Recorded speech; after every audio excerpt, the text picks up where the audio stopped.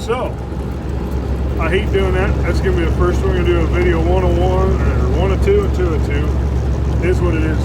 That phone call was actually the guy, I'm going to lease about 15 cows from him. He was thinking about it, because I told him I bought a bull, and that was the plan. That new bull is going to go on his cows.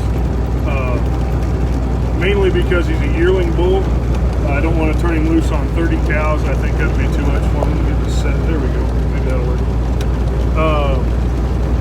So we'll set him up so that bull will run them 15 cows, and then he gets to be a 2-year-old. We'll put him on a bigger bunch of cows. But he was just thinking about things and seeing what we wanted to do. So he asked my opinion. I told him my opinion is that if I was in his shoes, I'd want to buy them, because it'd be cheaper to have me calve them out than buy pairs, because I mean that's part of the deal, is I got to put the labor in it. Sorry, I'm trying to put this in a spot where it's not too bad to see. There we go. That ain't so bad. Because he could save a couple $100 a cow probably if he had me calve them out instead of buying them as pairs, and it won't cost him anything to have me calve them out.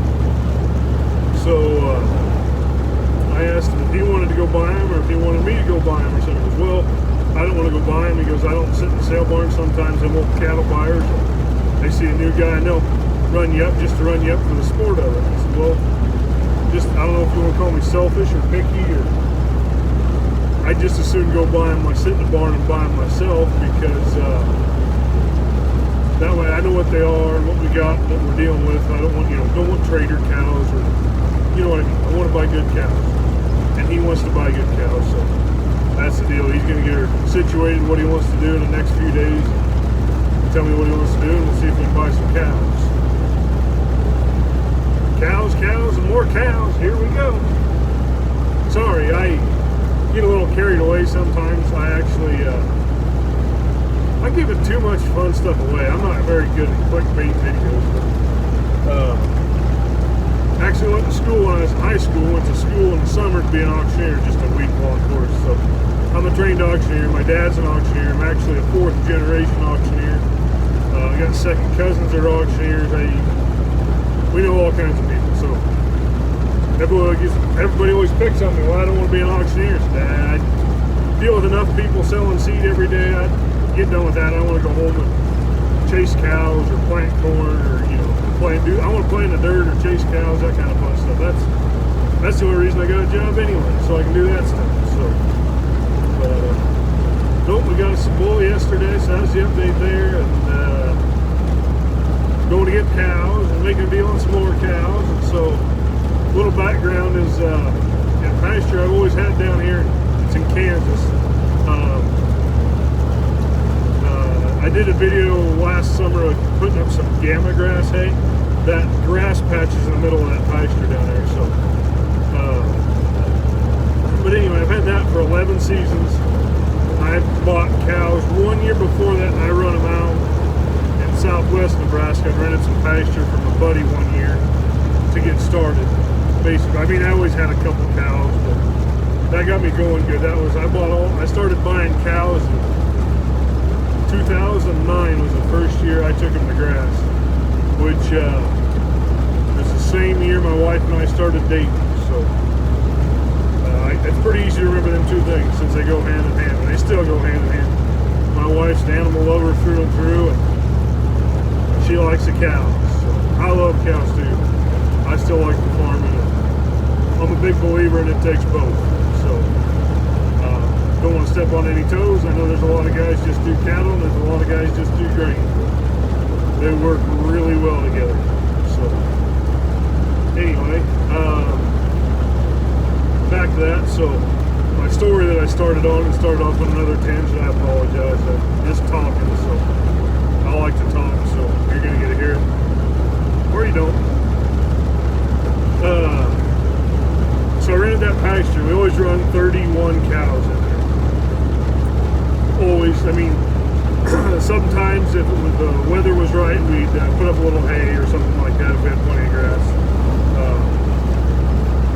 And then when in 2015 was the first year I expanded my row crop. Before that, I just farmed about 130 acres on my grandpa and grandma's home place. And I did it on shares with them. I didn't have any equipment really. I started eventually high school. Dad and I bought an old combine together, and then when I was in college, it was wore out. I bought a new combine, so I own that. You know, I mean, I just started growing it slow, bit by bit, piece by piece. But I started farming that in the fall of 2003. I planted my first wheat crop with Grandpa. And Grandpa died February 9th, 2014. I just remember that because it was right after my birthday. But anyway, get back to my story I started with. So, in 2015, I added there to been 480s that my grandmother, her brother, and her sister owned together. And then there was a quarter that my great uncle, the brother, owned on his own with him and his wife. So the 480s have been family ground for a long time, over 100 years. And since my great grandfather quit farming it, the same tenant had it between my great grandfather and me. So that's kind of cool. So I got a farm family ground again. There's a 40-acre pasture on there. I ended up with like 8 or 10 tall cows. We put them in there. Didn't have to have another bull, some of that stuff. So that worked okay. But I wasn't taking care of them like I should. Get busy with harvest and everything else. Everything that goes on in August and September. So haying and just, it's crazy. So what we ended up doing is we sold the fall cows. And then we used that pasture to calve our spring cows on it instead of using stock fields and stuff like that. And we've done that and actually they're on it now, just because there's the other half of that, there's an 80 there, the other half is farm ground that was in alfalfa. I killed the alfalfa in August and we planted it had oats and Sudan grass and turnips and radishes in it. I call it a cover crop or a grazing crop. And the cows, I wanted to clean that up, and we're using the pasture to get water out of the pond. So here in the next week or so, we're going to pull them off of that, and we'll move them across the road onto 380s. There's 130 acres of milo stalks, and there's about 80 acres of grassland in there. There's some timber and waste. The grassland, I put it up for hay, and this year I tried something. I put it up early, like 4th of July is early for us to put up native grass hay. Not only did I get really fine, good, high quality hay, and a bunch of it because we fertilized it and it got rain. There's about 50 acres I put hay up on, and there was 130 bales off of it. Last year there was 50, so we got a lot of hay off of it. Anyway, in the meantime, we continued to get rain all summer like everybody else did, for the most part. And there's big blue stem grass, which is native to that part of Kansas. It's 5 foot tall out there. So, we fenced off that, the milo stalks. We're going to put all the cows on there, calve on that. They got sod to get on if it gets wet. We got feed and the milo stalks, and all the hay's right there anyway. So, basically just start dumping bales over the fence when we need to feed hay. So that's the plan there, is we're going to calve on that. So still getting off my damn story. Anyway, we'll back up. So that's what I had for pasture. And then a couple years ago we tried going to the Sandhills. We bought some cows. We were okay. We bought the cows pretty reasonable. And we had a deal made with another guy on some pasture. Deal fell through. Didn't have grass. What I should have done is sold the dang cows, because the cows I had owned prior to that were paid for, and I borrowed the money to buy these new cows to take out west.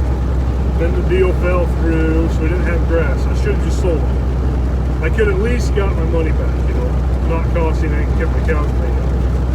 Well, I wasn't smart enough to do that, so we went and found some really high priced grass. We hauled the cows out there. It was high. It was $100 a cow more than what I could give anyway. Plus, I lost a month of grazing, so it was expensive. It was over $3 a head a day.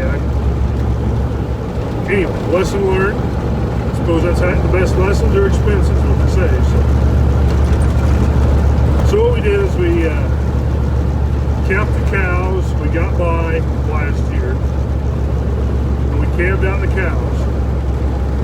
When it come May 5th, when we went to grass this spring, we took 30 cows over on a pasture we always had, and then we picked out 8 good cows to go with our replacement heifers, and we put in another little pasture we rented this year that hadn't had cows in it for 15 or 20 years. Had to put a lot of fence on it, you know. Of course, most of that was my labor.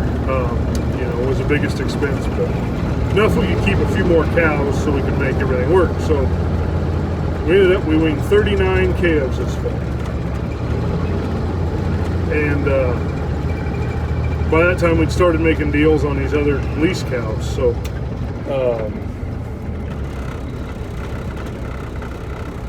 so anyway, what we did is we calved out the cows, and the ones we didn't keep we sold. There was a few pairs, there was a few breds, there was young cows, old cows, everything in between. I mean, yellow cows, black cows, red cows, white cows, a little bit of everything.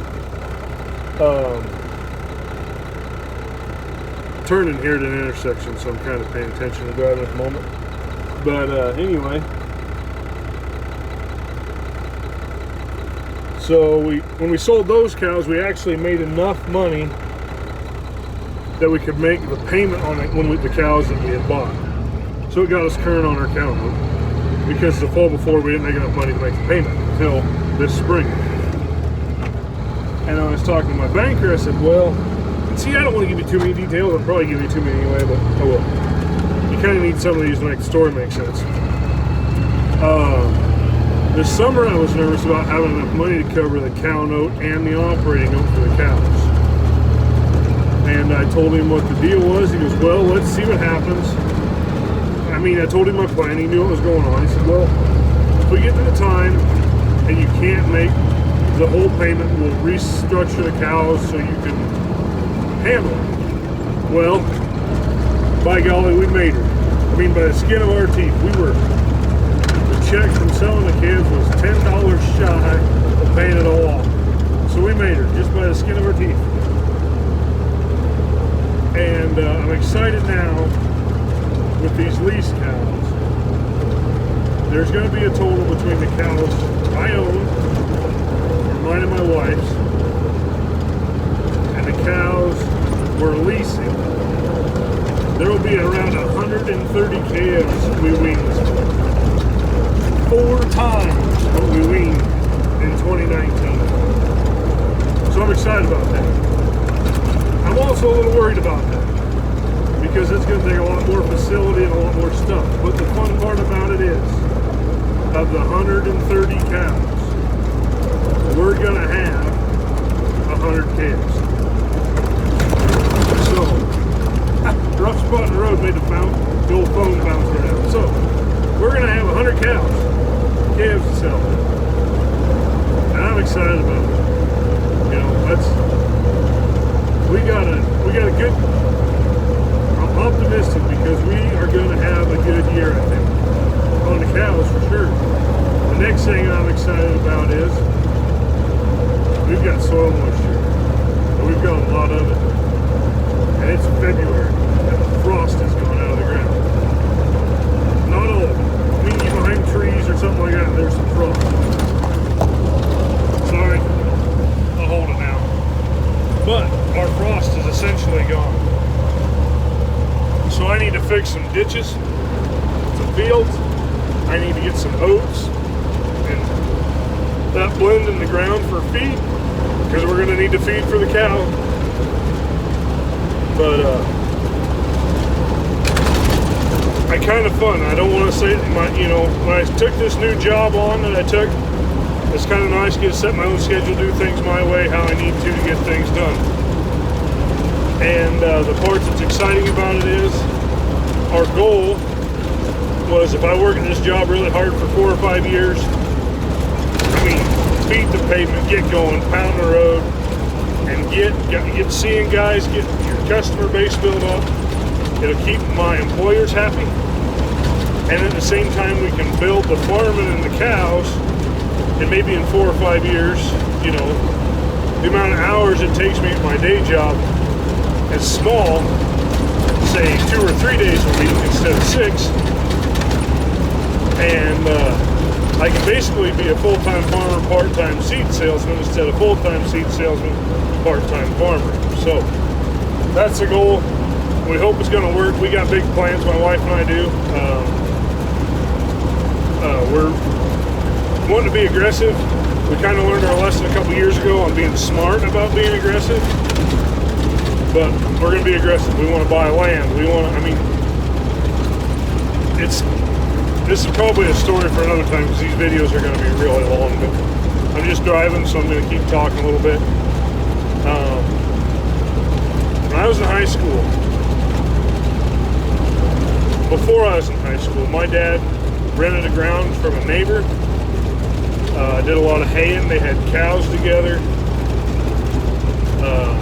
My grandpa never owned a lot of ground. He had a 240 and 120. And he never rented any other ground that I know of except for corn stalks in the fall or something like that. So anyway, my dad was renting all this ground. The guy that owned it was living in Texas. Well, he retired and moved back and took it over. So Dad lost. He had a quarter that he owned that he was farming. And he had about, man, he didn't have any grass for his cows then, basically. So that hurt Dad bad. Bad enough he had to sell 120 acres off the quarter he owned. Kept 40 acres, it's mostly the house and pasture land. There's 8 acres of farm ground or something. But it's basically a house and pasture. And that happened when I was in college, just into college. So, to say my family helped me get started farming, they did. I used their equipment a lot, but, you know, they never bailed me out. I paid for my own college. I'm still paying for my own college education. Bought all my own equipment, and mostly because, I mean, I love my dad, he's my dad, but we cannot work together. It doesn't work. We scream and yell and cuss and fight. It's good for a couple days, but we're both too opinionated, and it doesn't work that well. So anyway, so basically I want to feel like I've done everything on my own. I've had some help, don't get me wrong. And not just family, I've had help from this other guys. And I've done a lot of things to help myself. One thing is, my wife and I, between us, we bring home a pretty good daily income. We don't have to have any groceries, utility bills, any of that stuff come out of the farm. So the farm goes back into the farm. And my wife still struggles with it at times, but she's starting to see it. Was when we put all the money from the farm back into the farm, there was nothing left. It's because I don't see why you're working so hard, there's nothing left. Well, we're getting to the point now, the investments are getting bigger. Instead of, I can remember when I first started farming, my first wheat crop, my investment in my first wheat crop was $360. And my share would have been like 7 acres. It was very small. Anyway, so that was my first investment. And then when I bought a combine with Dad, my investment was $1,000. And then, you know, we started just in bigger investments. But you know what? It's getting easier to make bigger investments. And I put everything the farm makes goes back into the farm. And I feel it should. At least until a point the farm can support me. When it can do that, that's great, we'll do that. But until then, the farm's gonna just keep growing itself. And it's working right now. I know there's a lot of guys had a tough year. And I'm very humbled by that because I've had a lot of tough years. I can remember in 15 when I took on all that extra farm ground, I planted 150 acres of milo, and it was beautiful. I mean, it was beautiful milo. I'd never seen milo that good. A week before I went to harvest it, we had a hailstorm. A week. And this still hurts, but it doesn't hurt as bad. When I was cutting milo, I was making 50 bushel an acre. And my insurance adjuster, when we went to look at it, my hail insurance maxes out at 55%. He goes, you have 55% loss just in defoliation of the plants. He goes, honestly, he goes, I can't zero it out. But he goes, if I was going to do a calculation, you essentially lost 78, 80% of your milo crop is gone. 80% is gone. So you do the math on that. I kept 20% and made 50 bushel milo. That milo was right at 200 bushel an acre. I mean, it was awesome. So not only did that sting, I'd just say $150 or 150 bushel a mile at $3 is $450 an acre, just shy of $60,000. So here's the problem. Not only did I lose that, I didn't have enough money to cover my notes that year because of that. I mean, I had insurance and stuff, but it wasn't enough. It just wasn't enough.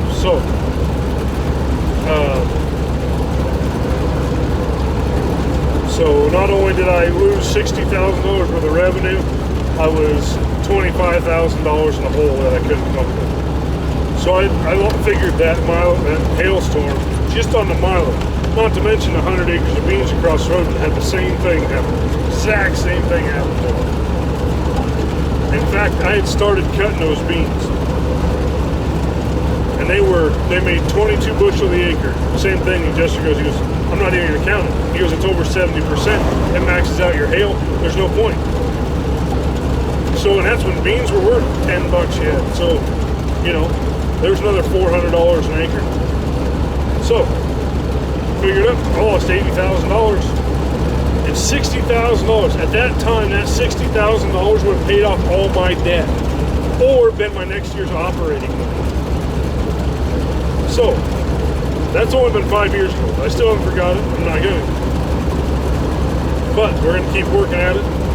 If we can get it, I mean, we had a good year this year and got us back squared away in a good spot. If we can get another one and knock out all our debt that we pretty much have, plus, I mean, we still have some residual debt from those bad days. I'm not going to argue, we do. If we can get that cleaned up, you know, there's no telling where it's going to go. So, I mean, it's going to be exciting to see what's happened in the last 5 years and what's going to happen in the next. No telling. Might not be doing any of it. So, all right, I rambled on long enough. I'm getting close to a town, close to where we're going to load cows at. So, we'll talk to you guys later. Thank you.